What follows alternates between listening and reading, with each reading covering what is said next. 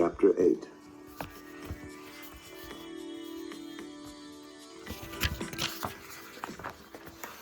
All the coins collected from the toll bridge were deposited in the local bank every day. The quarter, dropped in by Detective Roger Benson, went to a storekeeper who made a withdrawal from the bank. The shopkeeper gave the quarter to a customer as part of his change. The customer used it in paying his bus fare to Chicago. In Chicago, the quarter passed through the hands of a department store clerk. The secretary of James Madison received it in change for a purchase she had made for her employer. I found the necklace you wanted, Mr. Madison. Here's your change. James Madison took the bills and the change and pocketed them without a word of thanks. James Madison was one of the richest men in the world. He expected perfect service from his employees, and he felt that their salaries were thanks enough. He saw no reason to pamper them.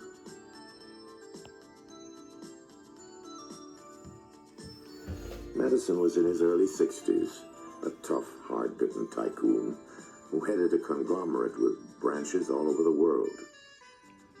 He was a widower, and the only sentiment in his life was the love he had for his 23-year-old daughter, Elizabeth. She was like her mother, blonde and beautiful and warm.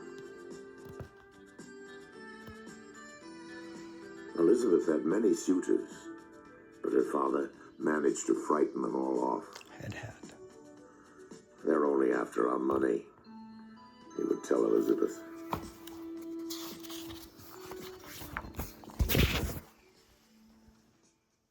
James Madison did not want his daughter to get married because he was afraid he would lose her.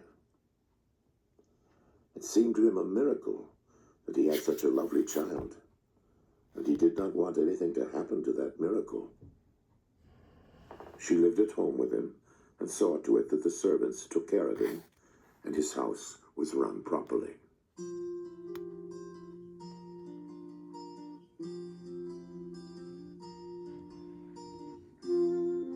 This particular day was Elizabeth's birthday, and Madison had sent his secretaries out shopping for perfume, antique Battersea boxes that Elizabeth collected, a mink coat, a double strand of opera-length pearls, and some novels by her favorite author.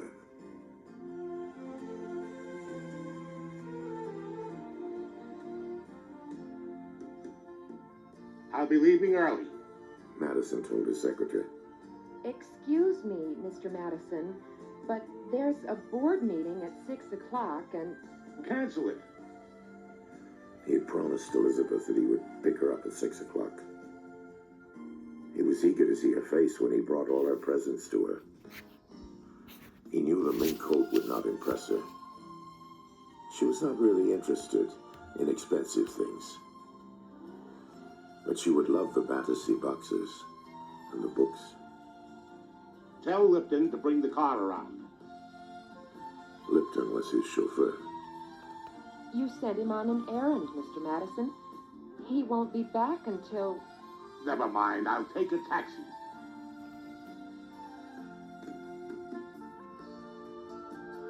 As he spoke, he collected all the gaily wrapped packages that he was taking to his daughter.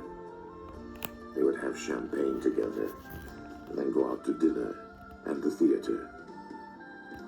It was James Madison's idea of a perfect evening.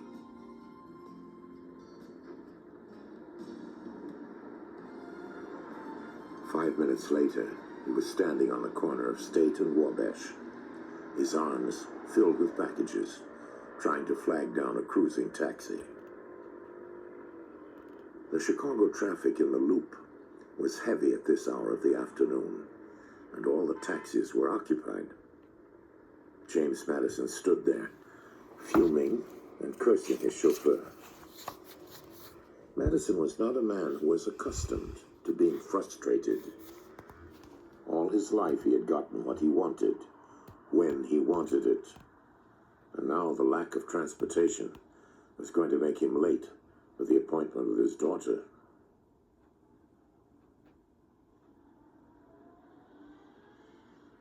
Halfway down the block, a taxi pulled up to the curb and started to unload some passengers.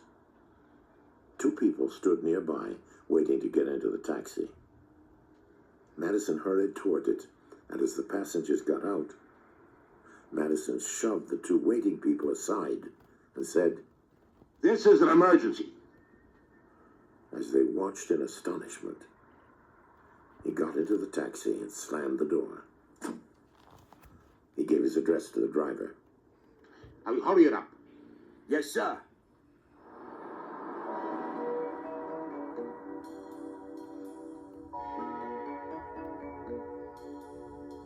James Madison's palatial home was in Evanston, on the northern outskirts of Chicago.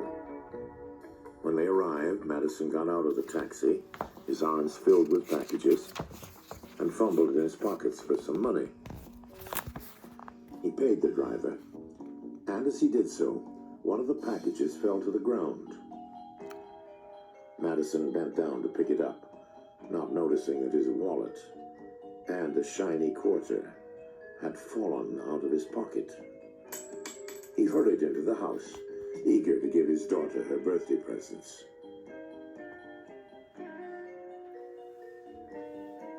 Five minutes later, a pedestrian walked by.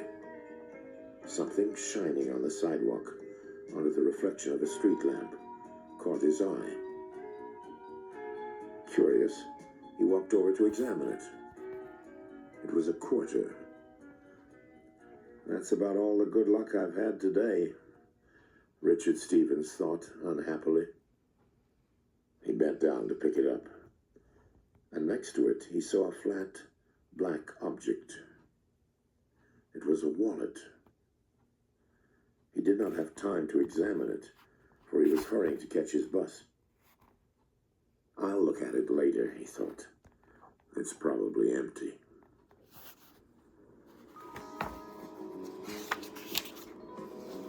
During the bus ride home, Richard Stevens thought about the bad luck he had run into lately.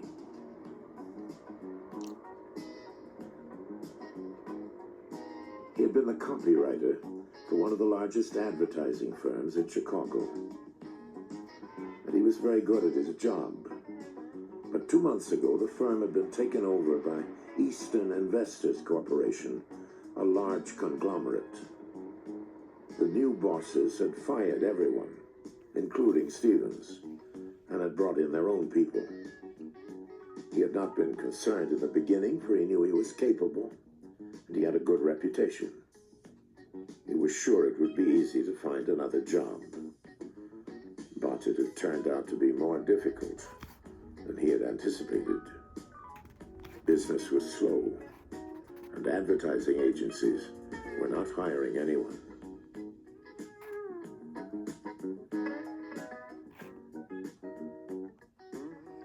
He walked into the tiny apartment where he lived alone, feeling depressed. He remembered the wallet he had picked up and took it out of his pocket and opened it. To his astonishment, it was filled with money. There were $100 bills, $50 bills, 20s, and 10s. There must be $2,000 here, he thought. There was a card in the wallet. James Madison, President, Eastern Investors Corporation. Richard Stevens stared at it in disbelief. It was the man who had had him fired. Well, he didn't have me fired, Richard Stevens thought, but his company sure did.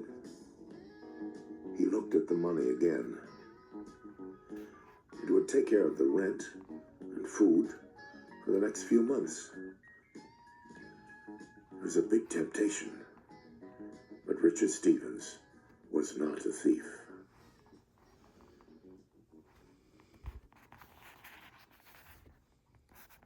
At 10 o'clock the following morning, he took the bus down to the address on the business card and went up to the offices of the Eastern Investors Corporation. They occupied one whole floor of the building. Stevens asked for James Madison's office, and he was directed down a long corridor to a beautifully decorated waiting room. A stern-faced, middle-aged lady sat behind a desk. Yes? May I help you? My name is Richard Stevens. I want to see Mr. Madison. Do you have an appointment? No, but I'm sure he... I'm sorry. No one sees Mr. Madison without an appointment. I found a wallet of his. I just wanted to return it. She studied him for a moment.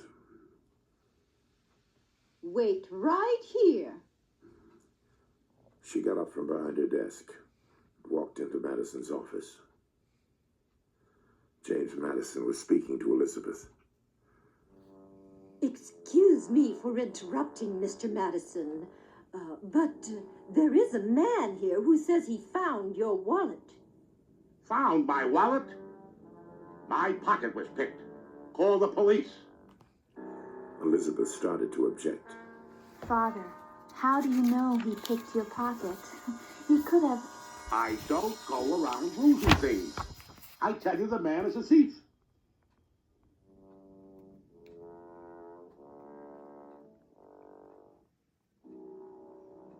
"5 minutes later, as Richard Stevens was waiting beside the desk, a guard came up to him and said, Are you the man who has Mr. Madison's wallet? Yes, You are under arrest. Stevens could not believe his ears. I am... What? You are under arrest. Come along quietly. You must be crazy. This whole place is a madhouse.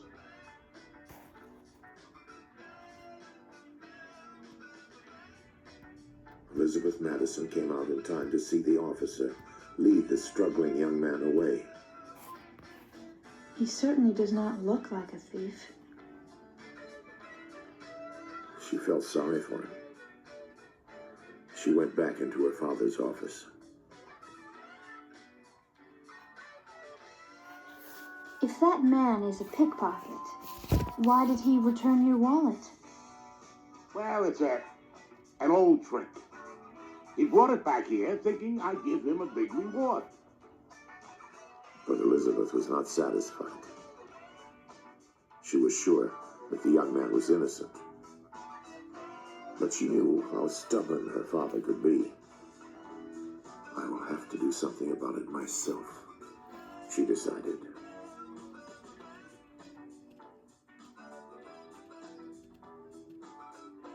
That afternoon, Elizabeth Madison went down to the prison and asked to see Richard Stevens. He was pacing up and down in his cell like an angry animal. They can't do this to me. I'm an innocent man. James Madison is a maniac. I'm gonna get even with him if it's the last thing I ever do.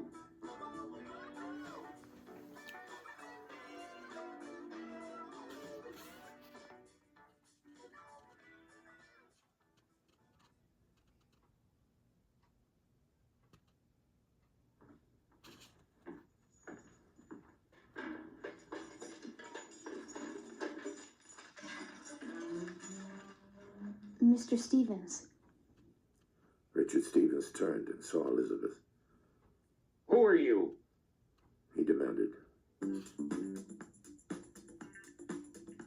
She started to tell him her name and thought better of it.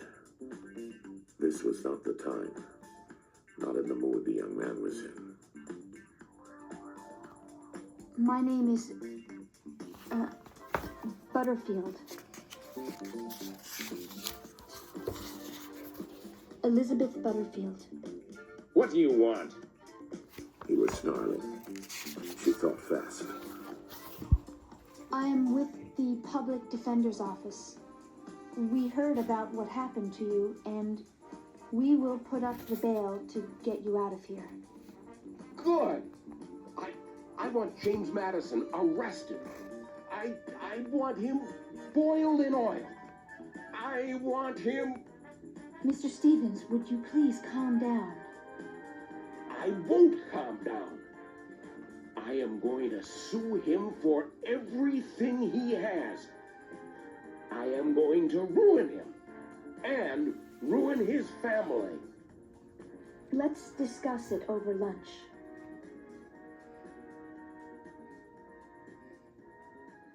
She posted money for his bail, and they went to a Japanese restaurant for lunch. Elizabeth thought that Richard Stevens was one of the most attractive men she had ever met. He explained how he had found James Madison's wallet. I was stunned when I saw all that money. To tell you the truth, I really could have used it. But I am not a thief. I know you're not. I'm sorry I yelled at you. But I really hate that man. Well, after what he did to you... It isn't just me. A lot of people are out of work because of James Madison. What are you talking about? The advertising agency I worked for, Davers and Cooper, was taken over by Eastern Investors Corporation, Madison's company. Instead of trying to protect our jobs, they brought in their own people and threw us all out on the street. I haven't been able to find a job since.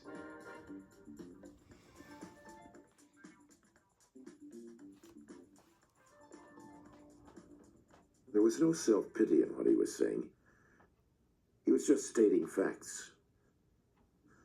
There was a strength about him that Elizabeth liked very much. He seemed honest and determined. She wanted to help him. After all, what had happened to him was her father's fault.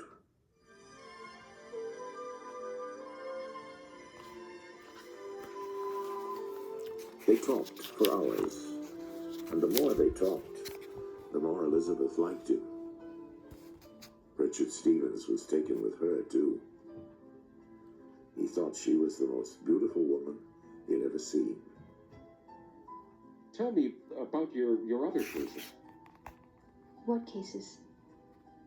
With the Public Defender's Office. She had forgotten her lie. Oh, it's not very exciting. Are you free for dinner tonight? Yes? Good. I'll pick you up at 7 o'clock.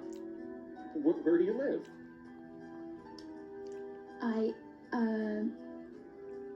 She could not tell him where she lived. Why don't we meet somewhere? All right.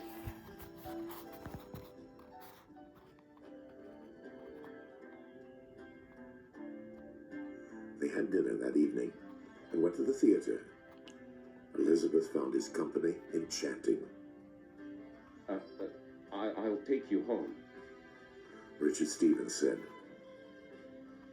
Elizabeth knew she could not let him take her home. Once he found out who she was, she would never see him again. I can get home by myself.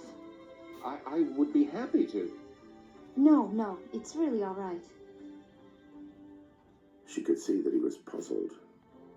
If you say so. Are you free for lunch tomorrow? Yes. Elizabeth knew she would be free any time he wanted her to be.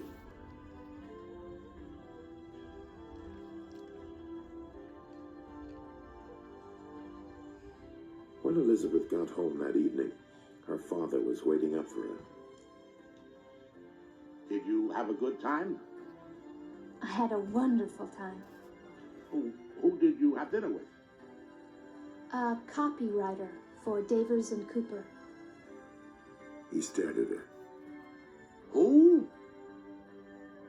At least he used to be. You're going to get him his job back. What are you talking about? Elizabeth explained the situation to him. He didn't steal your wallet. He found it.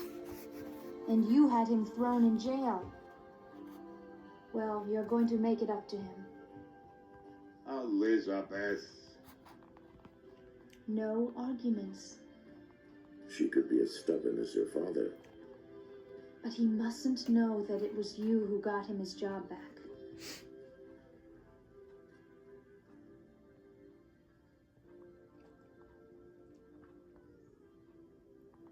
There was nothing James Madison would not do for his daughter. And so it was that the following morning, Richard Stevens got a call from Davis and Cooper asking him if he would like to come back to work.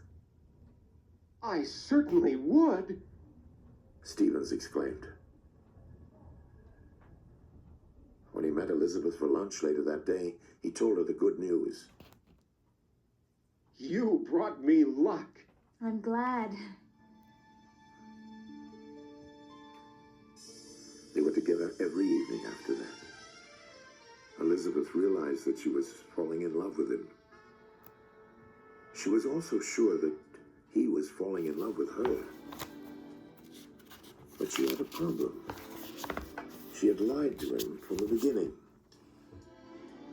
If he learned the truth, he would feel that she had been making a fool of him. He took her to dinner and movies and for walks in the park, but it did not matter to Elizabeth where they went. She just enjoyed being with him. One evening, he seemed depressed. Is anything wrong? Elizabeth asked. Richard Stevens sighed. They're going to choose a new head of my department next week.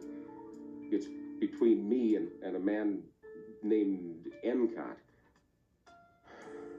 But I just learned that he's a friend of James Madison's. So he'll get it. I was kind of counting on it. Don't give up yet. Elizabeth told him.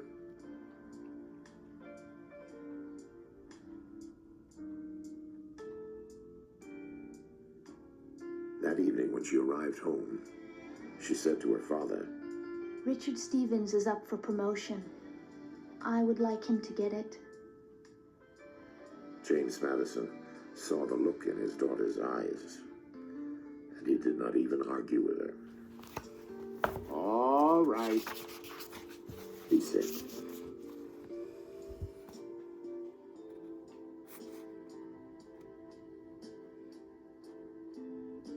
I want to marry you, Elizabeth. They were seated in Chez Nous, a cozy restaurant on the north side.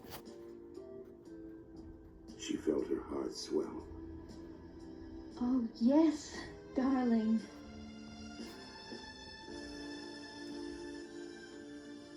At that moment, a well-dressed couple passed by the table. The woman saw Elizabeth and said, Darling, I haven't seen you in ages. She turned to her companion. You know Elizabeth Madison, James Madison's daughter? Richard Stevens' eyes were wide with disbelief. Elizabeth was frantically signaling the woman, trying to get her to shut up. But it was too late. The damage was done. Richard Stevens got to his feet. His face was filled with fury.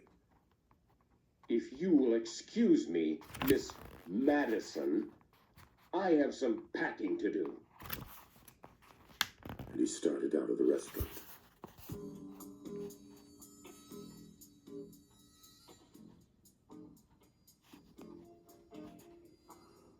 Richard Stevens was throwing his clothes into a suitcase. He was filled with humiliation and anger. She had made a complete fool of him. What an idiot I was. I even proposed to her. He slammed the last of his things into his suitcase and locked it. There was a knock at the door. He went to it and opened it. A uniformed police stood there. Are you Richard Stevens? Stevens looked at him, puzzled. Yes? You're under arrest. What? I have a warrant here. A warrant for what? What are you talking about? A woman named Elizabeth Madison claims you stole her wallet.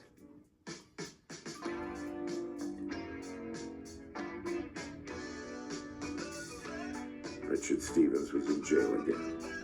It's a nightmare. None of this is happening to me. The whole Madison family is going to keep me in jail for the rest of my life. What have I done to deserve this?